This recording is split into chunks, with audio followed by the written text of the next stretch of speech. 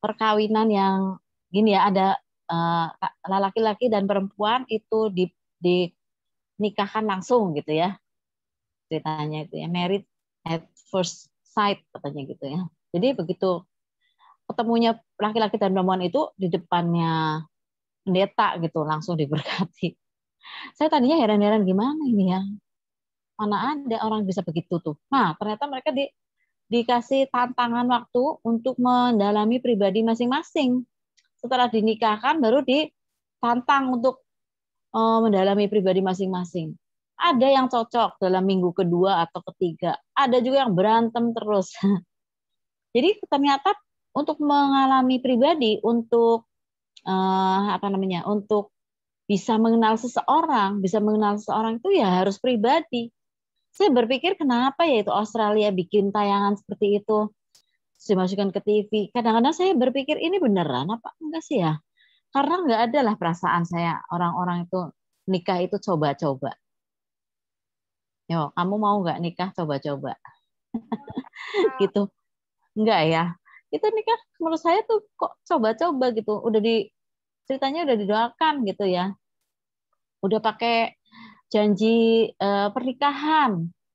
Aku akan bersama kamu miskin ataupun kaya, susah ataupun sedih, apa sakit ataupun sehat. Tapi ternyata itu langsung mereka perhadapkan pada pribadi yang aneh itu yang belum kenal sebelumnya, kemudian ceritanya dipantau setiap minggu, ternyata ada yang gugur, ada yang bisa terus, nggak tahu lah gimana. Tapi jelas kita harus mengenal secara pribadi calon mempelai kita. Nah, calon mempelai kita masa depan, secara roh itu adalah Yesus.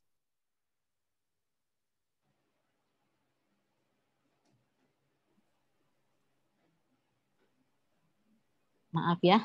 Jadi yang cowok-cowok aja bilang, wah saya nggak bisa, kan saya laki-laki, masa saya jadi mempelainya uh, Yesus. Itu secara gambaran bahwa kita mempelai Yesus itu, anak kita itu ada gerejanya. Yesus akan mempersiapkan mempelainya yaitu gerejanya. Oke ya, seperti itu ya. Nah, itu kita baca dulu di Ayub 22 ayat 21, silahkan. Ayub 22 ayat 21. Ayub 22 ayat 21. Berlakulah Ya, ramah terhadap dia, supaya engkau tentram. Dengan demikian engkau memperoleh keuntungan.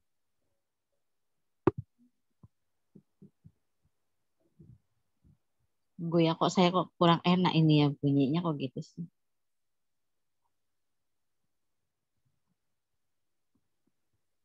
Maaf, ini salah ya. Nggak ada itu Ayub 22 ayat 21 ya. Di catatan saya nggak ada. Nah, yang bikin ini nambahin. Maaf ya. Oke ya, nomor 2 sekarang ya, nomor 2. Tadi kita berhadapan langsung dengan pribadi, sekarang nomor 2 ya. Nomor 2 itu adalah setelah menghadapi pribadi, kita berkenalan dengan Yesus, kita akan menerima pewahyuan dari Dia. Ya, kita akan menerima bimbingan dari Dia. Misalnya kita baca di Yohanes 16 ayat 13 sampai 14, silahkan.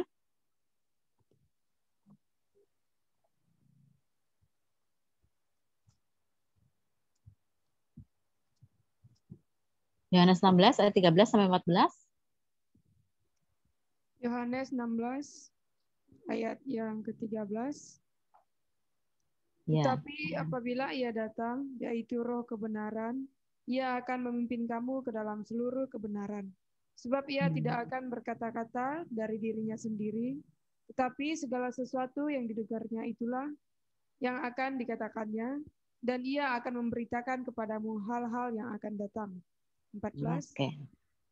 Terus? Ia akan memuliakan aku, sebab ia akan memberitakan kepadamu apa yang diterimanya daripadaku. Amin. Nah, itu Roh Kudus ya. Yesus menjanjikan Roh Kudus dan dia bilang, Roh kebenaran akan memimpin kamu kepada seluruh kebenaran. Jadi ketika Yesus nih sekarang nih kita sedang akan memperingati kenaikan Yesus ke surga. Nah, ketika dia sudah naik ke surga, dia akan menurunkan Roh kebenaran, Roh Kudus itu untuk membimbing kita kepada seluruh kebenaran.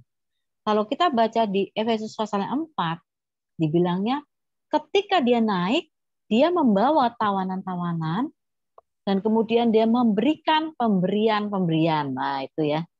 Jadi ketika Yesus naik ke surga itu udah puncak kemenangannya.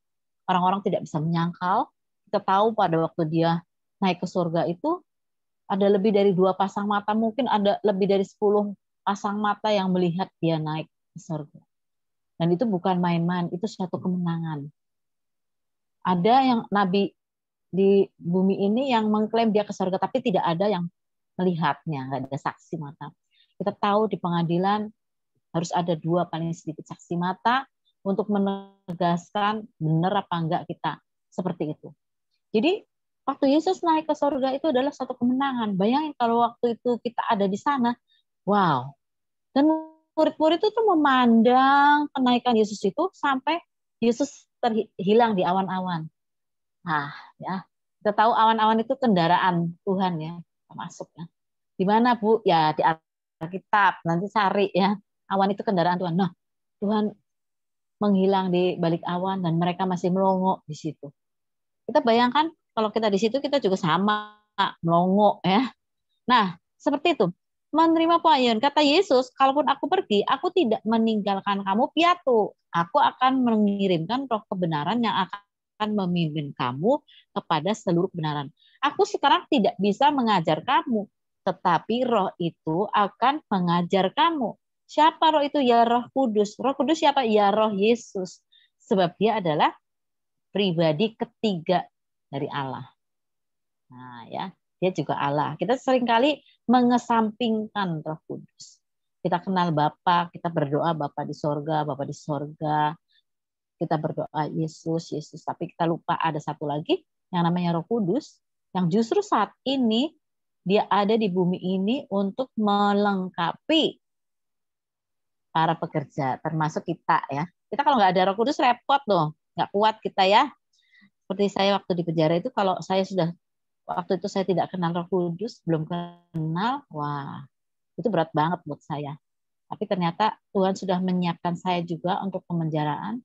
Jadi dia melengkapi saya. Saya diberi kesempatan untuk mencari Roh Kudus, saya diberi kesempatan untuk mengenal dia secara pribadi, dan saya bersyukur di dalam penjara itu saya tidak tertekan karena memang Roh Kudus yang memberi kekuatan ya, bahkan dia membimbing dalam seluruh kebenaran. Saya punya kesempatan untuk belajar, saya punya kesempatan untuk bertemu dengan orang-orang.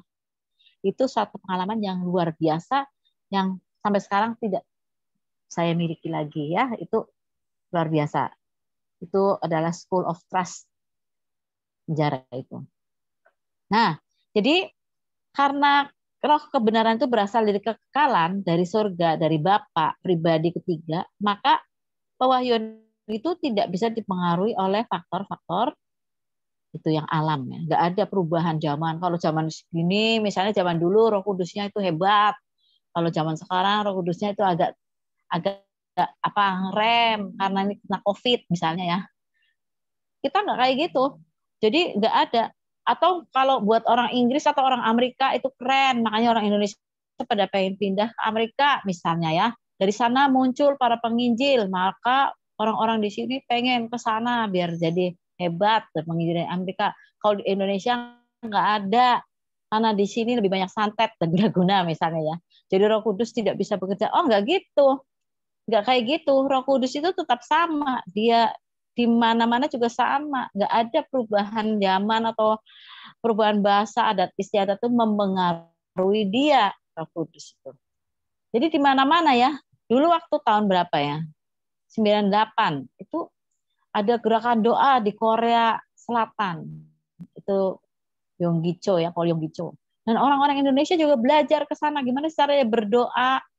Nah, itu Paul Yonggicho itu luar biasa. Saya ke Korea Selatan tuh tahun 2008 ya, saya lihat gerejanya. Wow. Itu ya besar banget lah, satu kampung sendiri. Karena jemaatnya waktu itu ada berapa sih? 30.000 itu berapa gitu ya. Saya datang di kebaktian tengah minggu begitu, yang hadir tuh banyak sekali. Saya itu tengah minggu loh, bukan hari Minggu. Dan saya melihat ada paduan suaranya aja 200 orang. Kebayang nggak? Paduan suaranya 200 orang. Nah, yang datang itu berapa? Wah, itu keren sekali ya. Dan itu membuat saya terharu ya. Itu pekerjaan Roh Kudus yang luar biasa. Di Indonesia bisa nggak? Ya bisa aja. Nggak cuma di Korea Selatan, di Indonesia juga bisa. Di Semarang juga ada itu Pendeta Petrus Agung, dia bikin satu stadion yang memuat 12.000 orang. Saya masuk ke stadionnya itu, saya melongo, saya ingat ya ampun, besar banget ya, luar biasa ini. Weh, 12.000 orang. Saya kalau nggak salah juga pernah sama Ibu Lili Lasmanto ya, saya pergi ke Samarinda ya. Itu ada gereja dibangun di Samarinda, Kalimantan tuh katanya itu bisa memuat 45.000 orang. Pendeta siapa ya? Saya kok lupa ya namanya. Di Kalimantan loh. Keren tuh orang Kalimantan ya. 45.000 orang. Nah, oke. Tapi sudah, kita nggak usah ngomong besar-besarnya ya. Yang penting tadi menerima pewahyuan dulu dari Roh Kudus. Saya tidak pernah iri sama pendeta-pendeta yang besar-besar itu. Saya diberi kepercayaan untuk mengembalakan di desa. Orangnya sekarang ini kami cuma 60 atau 70 orang ya, 60 atau 70 orang lah ya. Saya bersyukur dan saya senang sekali mengerjakannya itu. Tuhan tahu kemampuan saya dan saya senang. Saya bisa mengajar mereka, orang-orang sederhana itu ya. Nggak usah orang-orang yang hebat-hebat, tapi orang-orang sederhana itu untuk mereka mengenal Kristus. Nah, itu kita nggak usah punya ya cita-cita boleh, impian boleh ya, kayak misalnya Yonggicho jemaatnya sekian, kayak Pak Petrus Agung 12.000, mungkin kayak Pak Yakob Nahuai berapa ribu lagi ya, nah, misalnya kayak gitu. Kita punya mimpi boleh, tetapi apa yang Tuhan berikan pada kita, yang dipercayakan pada kita, kita kerjakan. Karena pokoknya Roh Kudus itu akan memimpin kita pada seluruh kebenaran. Kalau semuanya maunya di gereja yang besar, yang kalau setiap minggu kebaktian pulangnya nggak ketahuan namanya juga. Nah, saya senang dulu ya, saya dulu senang banget ke gereja gede-gede gitu, karena pendetanya nggak kenal sama saya ya, mau datang boleh, nggak datang boleh gitu. Jadi kayak apa aja saya datang ke situ ya. Nah, tapi kalau ada di kumpulan yang kecil, waduh itu ketahuan tuh, kemarin kok nggak datang, misalnya ya. Ya jadi Roh Kudus itu tidak dipengaruhi oleh faktor-faktor yang seperti itu. Dia di Amerika luar biasa, di Indonesia luar biasa. Dia di Pulau Jawa ini luar biasa, di Kalimantan luar biasa. Dia di Jakarta luar biasa, di Horbulis sini juga luar biasa, di Singkawang luar biasa. Sama. Ya. Kita lihat di Ibrani 13 ayat 8, ini sebagai hafalan coba. Saat ini kita baca Ibrani 13 ayat 8. Ibrani 13 ayat yang ke-8. Yesus Kristus tetap sama, baik kemarin maupun hari ini, dan sampai selama-lamanya. Oke, kita bareng-bareng ya. Coba dihafalkan dengan alamat. Siap? 1, 2, 3. Ibrani pasal 13 ayat yang ke-8. Yesus Kristus tetap sama, baik kemarin maupun hari ini, dan sampai selama-lamanya. Sekali lagi, jangan nyontek. Siap? 1, 2, 3. Yesus. Alamatnya dong. Pasal yang ke-13 ayat yang ke-8. Yesus Kristus tetap sama, baik kemarin, hari ini, dan selama-lamanya. Tinggal ngapalin kemarin, hari ini, dan selamanya aja. Kemarin, hari ini, dan selama-lamanya ya. Biasanya saya kalau berdoa untuk kesembuhan ya, itu biasanya saya menyebut, ya kadang-kadang saya sebut alamatnya ini ya. Saya bilang, Tuhan Yesus, Engkau tetap sama, baik kemarin, sekarang, sampai selama-lamanya. Kalau dahulu Engkau menyembuhkan orang-orang, saat ini pun Engkau menyembuhkan orang. Karena itu, aku turunkan roh kesembuhan untuk orang ini. Luar biasa ya. Dia tetap sama tuh. Kemarin, sekarang, dan selama-lamanya. Nggak berubah. Ya. Udah gitu, kalau doa untuk kesembuhan jangan nggak pede. Yang nyembuhin bukan kita, yang nyembuhin itu Tuhan Yesus. Jadi itu urusan Tuhan Yesus ya, urusan Roh Kudus begitu. Jadi kita jangan takut ya kalau, aduh saya nggak punya karunia kesembuhan. Nggak usah begitu, tenang saja. Kita berdoa dalam nama Yesus kok. Kita bilang, engkau tetap sama. Dulu engkau menyembuhkan, sekarang engkau juga menyembuhkan. Sama. Ya. Sekarang kita lihat lagi yang ketiga, coba setelah pribadi berhadapan langsung, kemudian menerima pewahyuan, nomor tiganya menerima dan mengakui dalam hati. Nah, kita penting banget nih ya. Kita harus mengakui Tuhan di dalam hati kita. Kita mengakui Dia. Jangan mau apa? Mujizatnya, mau karunia-Nya aja tapi nggak pernah mengakui Dia. Nah, jadi bukan hanya tentang Yesus, tetapi sungguh-sungguh mengalami Yesus dan mengakui dalam hati memang Tuhan Yesus itu luar biasa. Ya, saya ingatkan kalau kita nyanyi, dulu ada nyanyi lagu anak kecil tuh, Yesusku luar biasa. Kamu tahu nggak? Yesusku luar biasa. Yesusku luar biasa. Yesusku luar biasa. Mungkin lupa ya, ini lagu Pantekosta zaman dulu. Ya. Nah, seperti itu. Kita bukan hanya tentang Yesus, tapi kita harus kenal. Coba dulu kita sudah pernah menghafalkan ayat yang ini, menerima hidup kekal itu di Yohanes 17 ayat 3. Coba kita baca lagi sekali lagi. Ini adalah hidup kekal ya. Oke. Silakan, ayo dibaca.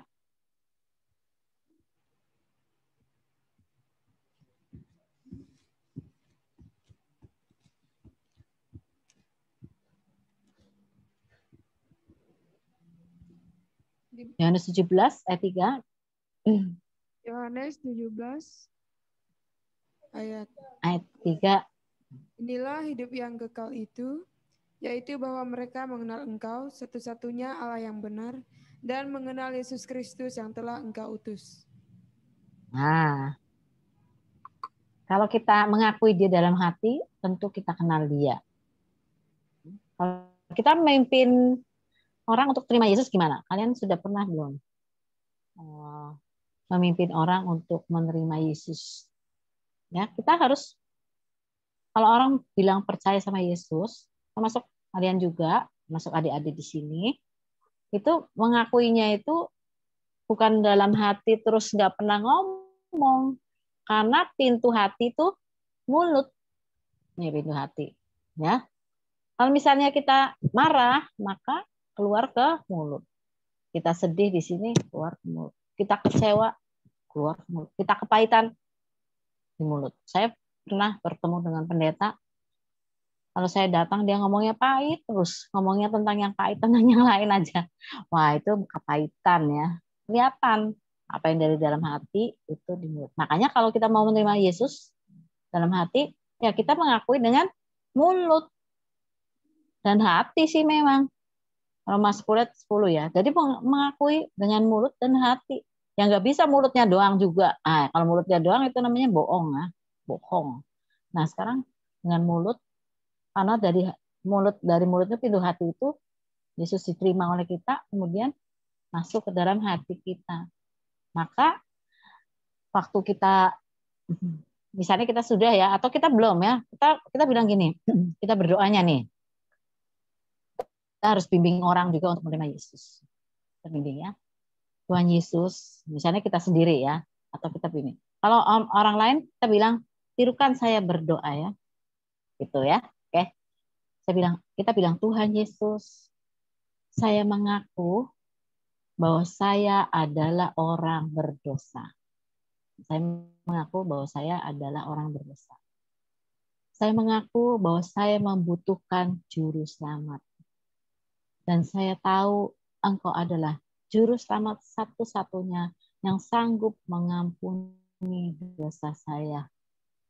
Saya katakan, saya mohon ampun untuk setiap dosa dan kesalahan saya. Jadilah juru selamat saya. Jadilah Tuhan buat saya. Karena itu Tuhan Yesus, saya mengundang Engkau masuk ke dalam hati saya. Bertahtalah di dalam hati saya. mulai saat ini aku adalah milikmu dan engkau adalah milikku. Terima kasih Tuhan Yesus. Di dalam nama Tuhan Yesus saya berdoa. Amin. Nah, itu yang ngomong mulut ya. Jangan dalam hati aja. Nggak bisa. Harus dengan mulut. Gitu. Nah, jadi menerima dan mengakui dalam hati saya itu orang berdosa loh Tuhan. Memang. Kalau saya nggak diselamatkan oleh Engkau, wow, itu repot. Saya butuh Engkau Tuhan. Nah, gitu ya. Nah, sekarang sudah nomor 3, sekarang nomor 4 ya. Yang lain nanti dibaca sendiri ya. Oke, nomor 4. Ya, nomor 4. Setelah menerima dan mengakui dalam hati, kita harus mengakui depan umum. Kata Tuhan Yesus, kalau, nah ini baru ya, baru Ayub 22 ayat 21 ya. Jadi kalau kita nggak mau ngakui di depan umum, kita umpet-umpetan terus. Emang di Indonesia juga ini ada banyak yang silent believer, yang belum berani menampakkan diri. Tapi pada suatu saat mereka harus mengakui bahwa mereka adalah murid Yesus. Sebab Tuhan Yesus bilang, barang siapa malu mengakui aku di depan manusia, aku juga malu mengakui dia di depan Bapakku. Nah, seperti itu ya. Jadi kita harus mengakui dia di depan umum. Mengakui Tuhan di depan umum. Kita bilang, kalau ada orang tanya, kamu agamanya apa? Kristen. Ya jangan kalau di tempat yang rame-rame, ya kita jawab, misalnya gini, kamu agamanya apa? Ya, saya mah inilah nasional aja, kebangsaan. Ada tuh yang sekarang di Indonesia juga lagi populer, kan? Anak-anak muda sekarang kalau tidak beragama katanya agamanya kebangsaan. Karena kecewa dengan agama-agama yang ada di sini, yang di Indonesia. Sayang sekali ya. Nah, temannya anak saya juga itu kebangsaan. Jadi nggak percaya sama siapa-siapa pun nggak percaya. Tapi dibilang ateis nggak mau. Percaya ada Tuhan, tapi kebangsaan. Nah itu saya juga nggak ngerti tuh gimana mereka mendefinisikannya ya. Pokoknya bebas gitu. Nah kita nggak bisa gitu. Kita mengakui di depan umum, ya Yesus adalah Tuhan saya. Oke ya, sekarang kita belajar dari hidup Petrus ya. Kalau kita tadi udah baca, yang di sini ada gambarnya, saya udah kirim ke Pak David itu tentang referensi ayat-ayatnya. Karena kalau dibaca semuanya repot nih ya. Nanti saya kirimkan saja ayat-ayatnya. Tadi sudah saya kirimkan. Saya berharap nanti dikirimkan ke adik-adik semua di situ ya. Nah, kita belajar tentang Petrus. Petrus itu rasul yang luar biasa. Sudah diberikan dan sudah di print kayaknya. Betul ya? Sudah. Oh, sudah di print. Oke. Adik-adik sudah terima kan ya? Sudah di print ya? Sudah. Ya, sudah. Ya, Tuhan ya. Jadi udah nggak salah-salah lagi nih ya. Ini ayat-ayatnya ya. Kalau ada salahnya ya maaf ya. Seperti itu. Oke. Sekarang kita belajar sekali tentang Petrus, bagaimana dia dipanggil oleh Yesus. Nah, Petrus ya. Dia seorang yang luar biasa, dia ngomongnya suka belak-belakan. Petrus tuh. Apa yang di dalam hatinya dia langsung ngomong ya. Kalau orang punya tipe lain-lain ya, kalau saya nggak suka begitu. Yang ada dalam hati mungkin nggak saya omongin. Misalnya saya dikasih hadiah, maka muka saya biasa-biasa aja ya, saya tawa aja ya, terima kasih. Tapi nggak jingkrak-jingkrak. Tapi ada orang yang dikasih hadiah, wow senangnya ya sampai jingkrak-jingkrak seperti itu ada ya. Ada juga yang sedih sampai guling-guling ya, suaminya meninggal tuh sampai pingsan gitu. Suami saya meninggal, saya menyimpan air mata saya untuk sendiri saja. Kalau di rumah saya baru nangis. Gak ada yang tahu saya nangis ya. Waktu suami saya meninggal, saya paling berkaca-kaca. Maka orang harus ngomongin saya. Itu si Ibu Rebecca tuh suaminya meninggal. Nggak nangis, nggak apa, nggak sayang sama suaminya. Orang lain kalau suaminya meninggal, pingsan. Lah, kalau saya pingsan berarti jemaat ngelihat saya, pendetanya aja ditinggal suami pingsan. Berarti takut dia ya, nggak ketemu lagi sama suaminya gitu kan. Jadi tapi saya memang orangnya begitu. Jadi kalau sedih saya menyimpan dalam hati. Tapi ada orang yang sangat ekstrovert, dan ini Petrus termasuk yang seperti itu. Nah, kita lihat perkenalan Petrus dengan Yesus ya, yang Yohanes 1 ayat 40 sampai 42. Itu pertama dikenalkan pada Yesus itu oleh Andreas. Andreas itu saudara dia ya, nggak tahu sepupu, nggak tahu gimana. Jadi dia dibawa kepada Yesus oleh Andreas. Nah, diperkenalkan. Waktu itu Andreas duluan, terus dibawalah Petrus kepada Andreas. Itu sudah dasarnya ya. Terus kita baca di Matius 4 ayat 18 sampai 20. Coba ya. Kita sekarang ini yang ini kita baca Matius 4 ayat 18 sampai 20.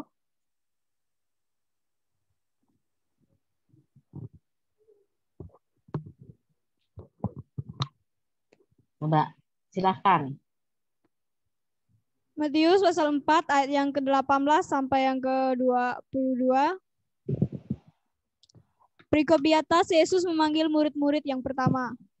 Dan ketika Yesus sedang berjalan menyusur Danau Galilea, ia melihat dua orang bersaudara, yaitu Simon yang disebut Petrus dan Andreas saudaranya. Mereka sedang menebarkan jala di danau sebab mereka penjala ikan. Yesus berkata kepada mereka, "Mari ikutlah aku dan kamu akan kujadikan penjala manusia." Nah, setelah stop sampai situ ya, sampai 20 ya. Nah, jadi kita lihat tadi dibawa oleh Andreas kepada Yesus. Kemudian Yesus bilang, "Kamu akan kujadikan penjala manusia." Nah, menurut tradisi, Petrus itu sebenarnya bos kapal di situ. Ya, kemungkinan besar waktu Yesus mau mengajar orang-orang di tepi pantai dan dia naik perahu, itu perahunya Petrus.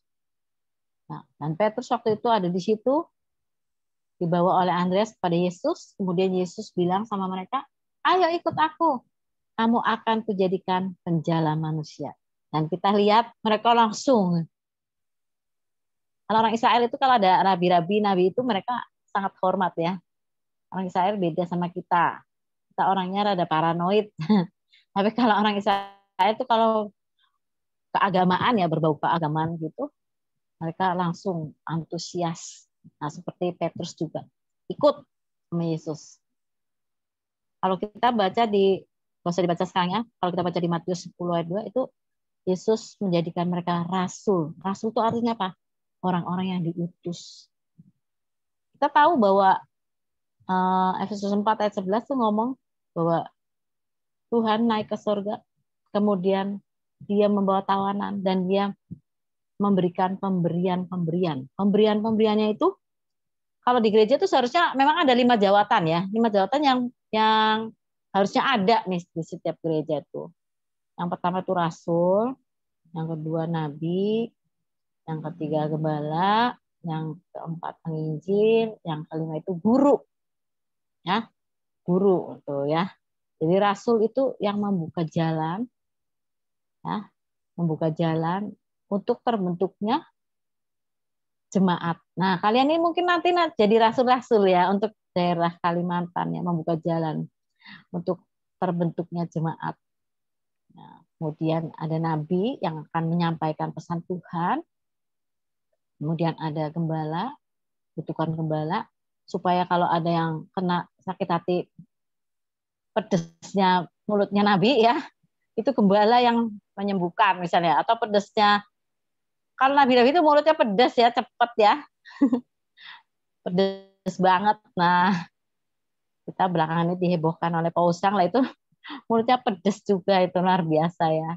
Nah, itu ada yang sakit hati mungkin dari jemaat juga, mungkin dari pendeta, dari mana pengerja. Nah, gembala itu yang menyembuhkan, dia menyembuhkan luka-luka. Kemudian ada penginjil, mana dia akan membawa Injil kepada orang-orang, dia cari-cari jiwa ya, mana-mana.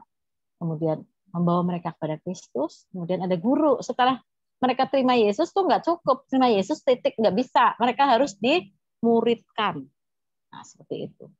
Jadi Petrus dan yang lain, murid yang lain diangkat jadi rasul pertama sama Yesus. Tuh ya, dia anugerah rasul. Kemudian pasal 14 Matius Matius 14, 28-33, dia berjalan di atas air. Nah, kita tahu ceritanya Petrus jalan di atas air ya. Wow, dia ini orang yang paling cepat. Waktu ada angin ribut di danau, waktu itu Yesus nggak ada. Yesus lagi doa di seberang. Dan mereka itu dasar memang penjala ikan, mereka pelaut ya. Gitu ya, pelaut. Mereka tuh senangnya memang di laut, mereka senangnya di danau. Di Israel tuh nggak ada laut, adanya danau ya. Lautnya adanya di Yope, di Tel Aviv, itu pinggir. Yang di tengah-tengah itu danau. Dan itu mereka ke situ semua, berkapal di situ, berperahu, mau cari ikan. Tapi semalaman itu mereka nggak dapat ikan, malah mereka dapat angin ribut. Dan waktu angin ribut itu luar biasa seperti itu, kemudian mereka melihat sosok berjalan di atas air. Kamu bayangkan, waktu itu ada angin ribut di danau, maka kita bayangkan ya sosok itu ya. Ada sosok putih ibaratnya kalau gitu. Ada ombak besar, kalau lagi di atas orangnya di sini berdiri ya kan. Oh, hilang, masih naik lagi, ada orangnya lagi di sini. Wah, mereka panik lihat, jangan tuh hantu, mana ada orang itu bisa jalan di atas air. Maka Yesus tahu murid-muridnya itu meragukan dia ya. Belum pernah muridnya melihat Yesus berjalan di atas air. Dan Yesus mendekati mereka dan berjalan mau melewati mereka.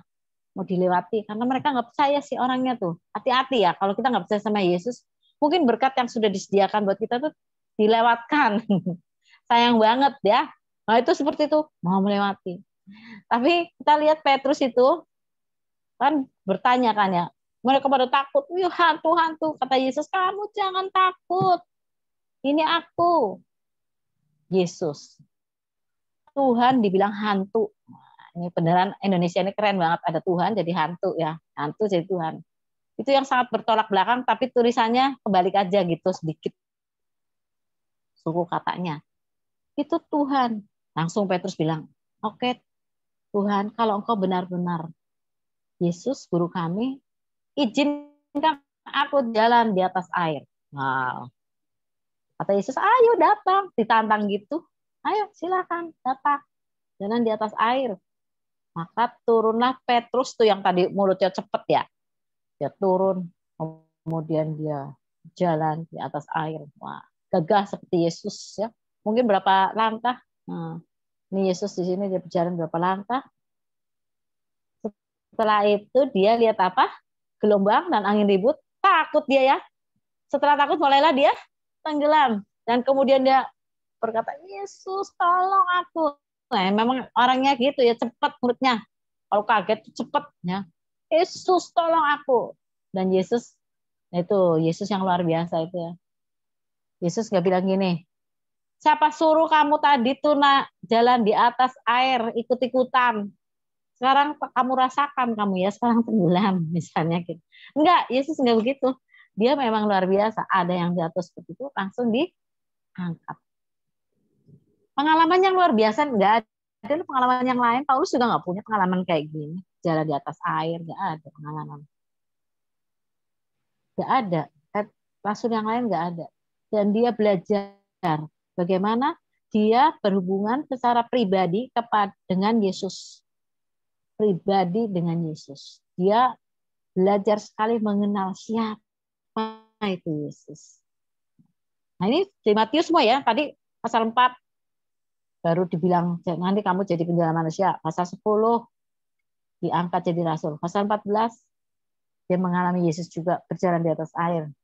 Luar biasa. Nanti kita ketemu Pak Petrus di surga. Nanti kita tanya, rasanya apa itu jalan di atas air? Nah, ya, ini bukan sulap, bukan sihir ya. Nah, seperti itu. Nah, pasal 16 dia bilang, waktu Yesus tanya, kalau menurut kamu, bilang sama murid-muridnya, aku ini siapa? Nah, murid-muridnya mau ditanya, oh, kata orang, kalau menurut orang-orang, aku ini siapa? Kata Yesus. Maka murid-muridnya bilang, oh, itu Elia. Oh, itu Yohanes Pembaptis. Itu siapa lagi? Terus Yesus bilang, kalau menurut kamu siapa?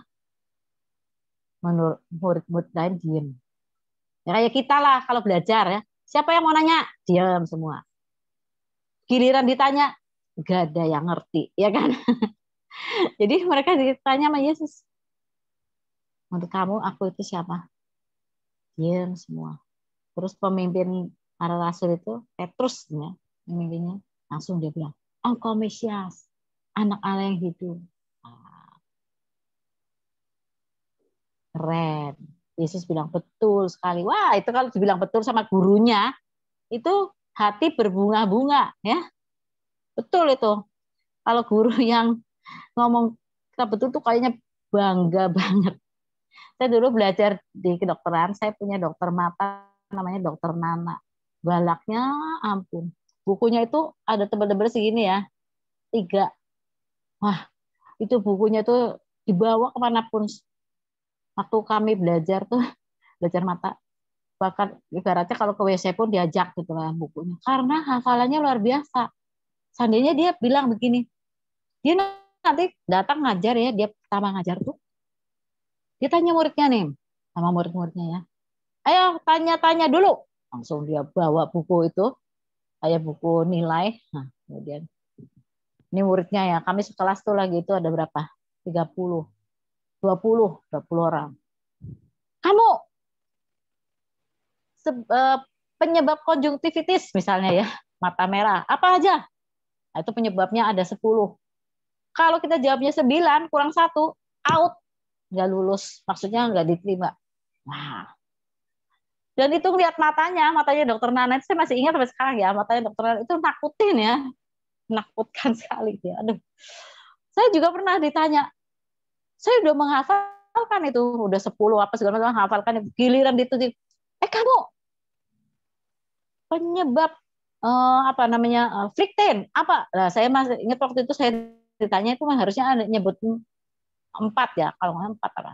Kemudian giliran saya dituding begitu, hilang. Semua hafalan saya yang di rumah tuh hilang. Langsung dicoret. Waduh, sedih banget. Saya berusaha sekali untuk bisa menjawab pertanyaan Dokter Nana, mengalahkan matanya itu ya, dokter mata itu.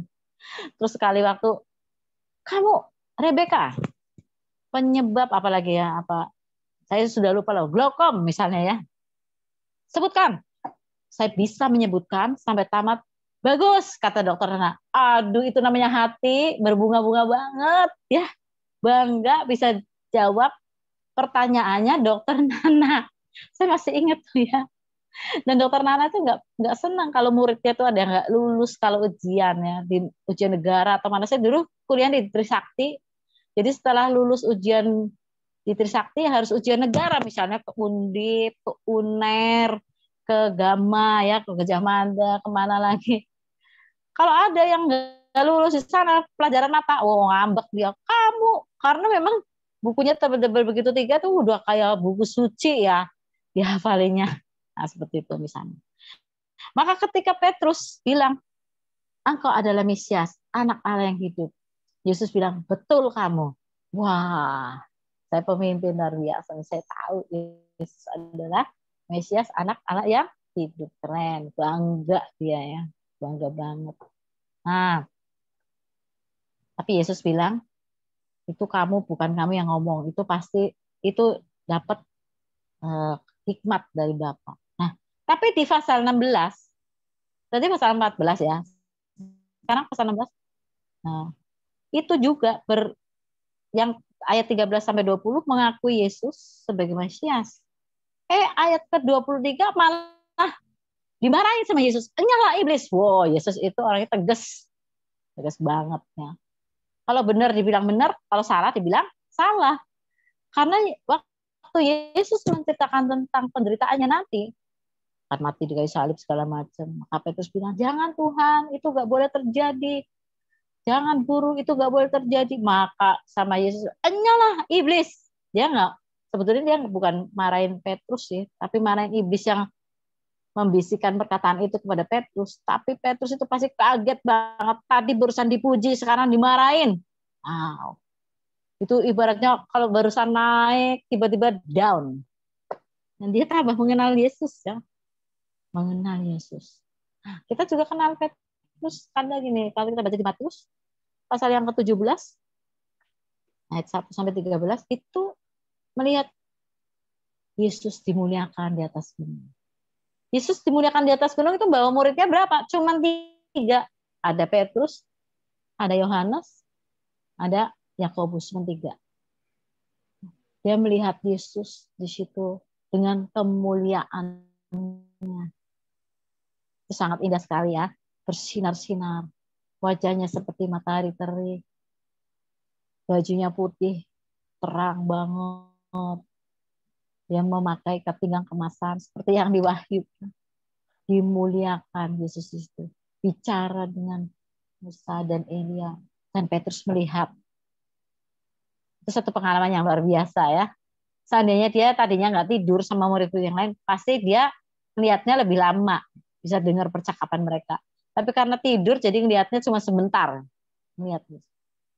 Jadi kita lihat dia punya pengalaman seperti itu. Ini kalau soal tidur menidur ini Petrus nih ya, waktu dibawa Yesus ke bukit, waktu Yesus dimuliakan, disuruh nemenin gurunya tidur. Waktu Yesus ada di Getsemani, disuruh berdoa sama Yesus, menguatkan, ikut mendukung, tidur juga dia. Hati-hati nih, ada nggak di antara kita ini yang suka tidur, tukang tidur berkatnya kurang ya. Nah, jadi dibawa oleh Yesus untuk melihat Yesus dimuliakan. Kemudian kalau kita baca di Lukas 22, itu Yesus mendoakan dia khusus. Jadi dia memang murid khusus, luar biasa ya, murid. Jadi dia berhubungan pribadi dengan Yesus, dan dia juga menerima pewahyuan, dan dia juga mengakui dalam hati gurunya itu luar biasa.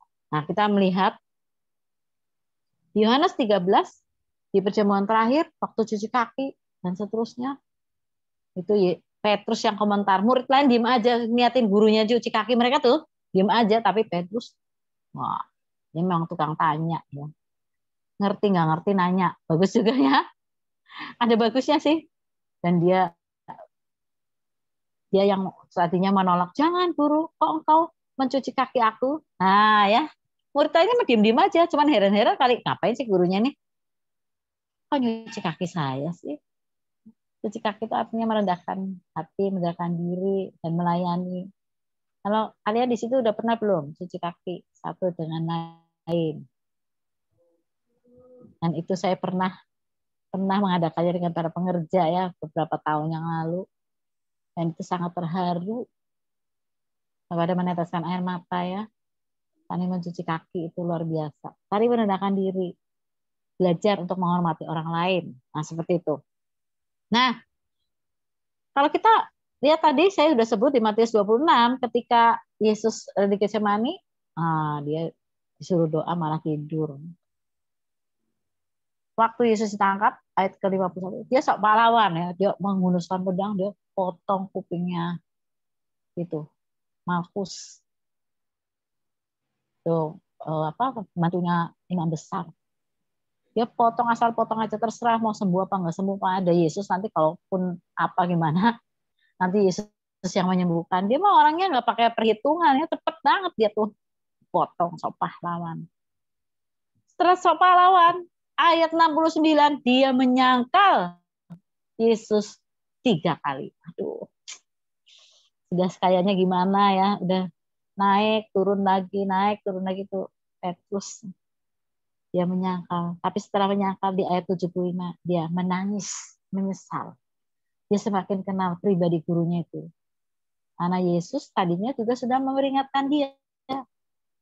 Kamu jangan jagoan, nanti kamu sebelum ayam berkokok, kamu akan menyangkal aku 3 kali. Ternyata memang kejadian seperti itu. Dan dia menangis, menyesal. Jadi Petrus tuh sayang ya sama Yesus ya, sama gurunya ya. Walaupun dia ngikuti dari jarak jauh, dia mengakui Yesus itu gurunya yang hebat, yang luar biasa. Dia mengikuti Yesus 3 tahun lebih. Dan dia tahu Yesus itu mengasihi orang sekitarnya, menyembuhkan dan seterusnya. Luar biasa. Nah, waktu Yesus bangkit di Yohanes 21, itu Maria Magdalena lari ke kubur,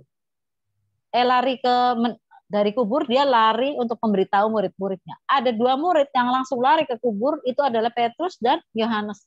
Dan Petrus tuh larinya cepet banget. Dia lari dan melihat ke kubur Yesus. Apa iya sih guru saya itu bangkit? Nah, dia orang yang benar-benar pengen tahu.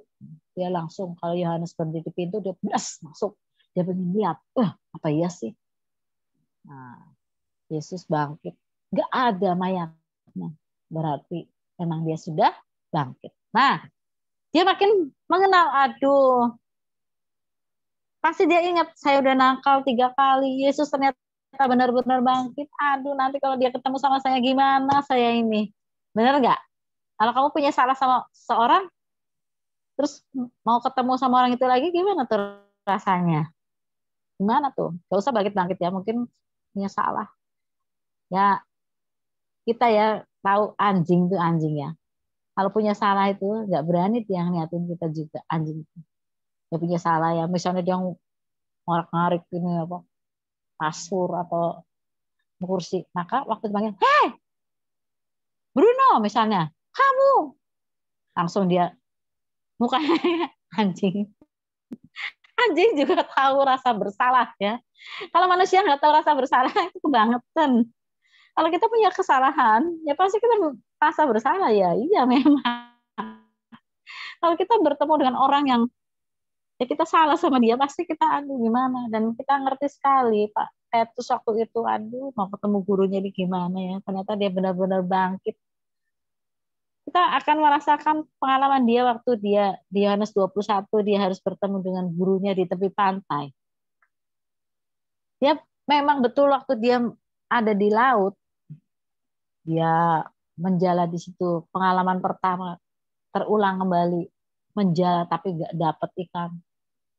Ternyata Yesus bilang, adakah laut padamu anak-anakku? Maka itu yang di sana bilang, nggak ada. Labuhkan pukatmu ke sebelah kanan. Mereka melabuhkan pukat sebelah kanan. Mungkin ada yang gerundel, apaan sih semalam saya juga cari ikan, nggak ada, mau kanan, mau kiri, mau depan, mau belakang. Tapi mereka melabuhkan pukat sebelah kanan, mereka dapat ikan 153 ekor. Itu kalau 153 ekor menurut hitung-hitungannya bahasa Ibrani itu artinya aku Tuhan penguasa lautan. Nah, keren ya. Orang Ibrani itu suka ngitung-ngitung ini ya huruf ya. Huruf-hurufnya dihitung-hitung. Nah, waktu itu Yohanes langsung bilang, itu pasti guru. Langsung Petrus ngikat bajunya ke pinggang, langsung terjun dia berenang ke pantai. Orang lain lagi sibuk nangkep ikan, dia berenang ke pantai. Dia dihantui rasa bersalah, tapi dia ingin bertemu dengan gurunya. Kira-kira di pantai ketemu gurunya gimana dia? Pasti dia nggak berani deket-deket ya, nunggu teman-temannya pada mendarat. Dan kemudian ketika Yesus bilang, Petrus, apakah kau mengasihi aku? Wow, itu nggak tahu lah rasanya gimana ya, luar biasa ya. Jadi dia menerima pewahyuan dan dia mengalami Yesus secara pribadi dan dia mengakui dalam hati gurunya itu memang Tuhan, bukan sembarangan. Gurunya itu Tuhan. Dia Tuhan di atas segala Tuhan, Raja di atas segala Raja. Dan dia hanya bisa jawab, iya Tuhan, aku mengasihi. Walaupun dia nggak berani bilang agape. Ya, dia nggak berani bilang gitu. Dia merendahkan hati benar-benar karena dia tahu Yesus menyayangi dia. Walaupun dia sudah menyangkal 3 kali. Wow. Ya. Kemudian kita lihat, ini Petrus yang berhubungan dengan Yesus dan menerima pewahyuan dan menerima dan mengakui Yesus dalam hati, iya guru, engkau luar biasa, Tuhanku, guruku, tidak ada yang lain. Nah setelah dia mengakui di depan umum. Siapa yang pertama khotbah di hari Pentakosta dan 3.000 orang bertobat, itu namanya Petrus. Namanya Petrus. Keren ya. Dia khotbah sekali berkhotbah yang bertobat 3.000. Nah ini bukan soal KKR. Siapa yang mau didoakan, mau terima Yesus pada maju ya. Saya perhatikan di KKR tuh ya ada orang-orang yang memang senangnya maju. Dulu saya kalau disuruh maju paling takut saya ya. Tapi itu ada orang-orang yang senangnya maju. Jadi di KKR manapun maju aja. Dibilang mau terima Yesus dia maju ya ke depan. Ada orang-orang yang seperti Ini bukan sekedar kayak gitu, tapi benar-benar yang bertobat hari itu 3.000 orang. Itu Petrus ya.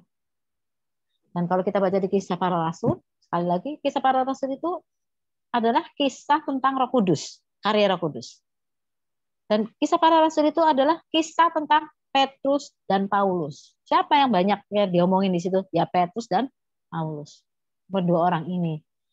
Rasul yang lain nggak tahu tuh ceritanya gimana ya. Pokoknya ada Petrus dan Paulus di Kisah Para Rasul.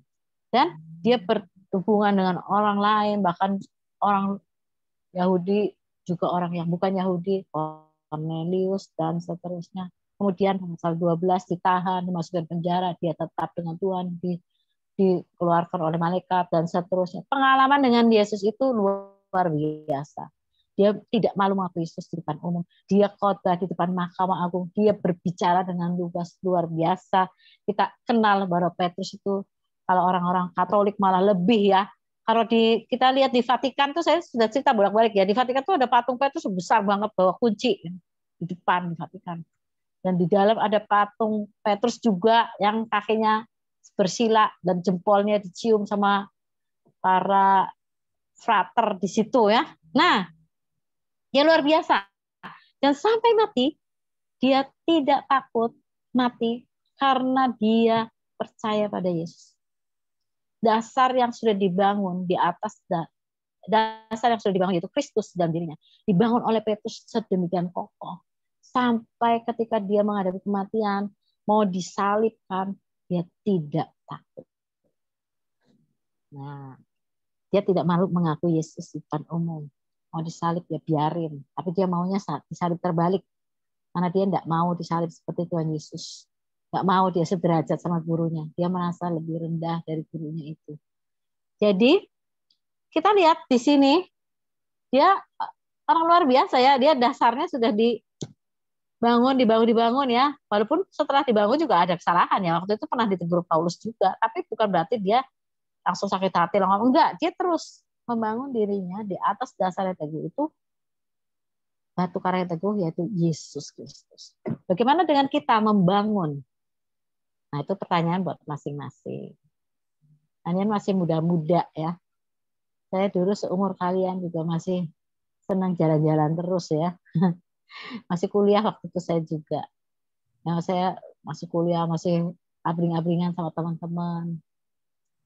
Tapi jujur saya suka firman Tuhan, saya suka baca.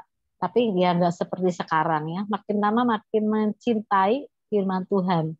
Kalau saya tidak baca Alkitab itu rasanya ada yang kurang. Bukan karena kebiasaan, tetapi betul-betul butuh makanan dari surga. Saya berharap kalian bisa membangun dari dasar itu sesuatu yang baik ke atasnya dan suatu bangunan yang kokoh, yang bukan dari jerami, tetapi betul-betul dari mungkin batu, mungkin bata, mungkin perak, mungkin emas, mungkin besi. Terserah ya kita masing-masing ya. Siapa yang menilai? Ya Tuhan Yesus. Saya juga nggak tahu ya hasil kerja saya nanti gimana. Nanti Tuhan Yesus yang akan menilai. Jadi semangat ya. Semangat banget nih untuk memenangkan Kalimantan for Jesus. Waduh. Biarpun isinya orang Dayak itu tetap ya Kalimantan for Jesus. Semuanya harus mengenal Kristus. Sekali lagi ya. Kalau mau membangun dari dasar itu, dasarnya memang Kristus, tapi di atasnya harus dibangun. Yang pertama harus bertemu pribadi dengan Yesus. Yang kedua, menerima pewahyuan dari Yesus. Yang ketiga, menerima Yesus dalam hati, mengakui dia. Kemudian 4, mengakui dia di depan umum. Saya berharap kalian juga nanti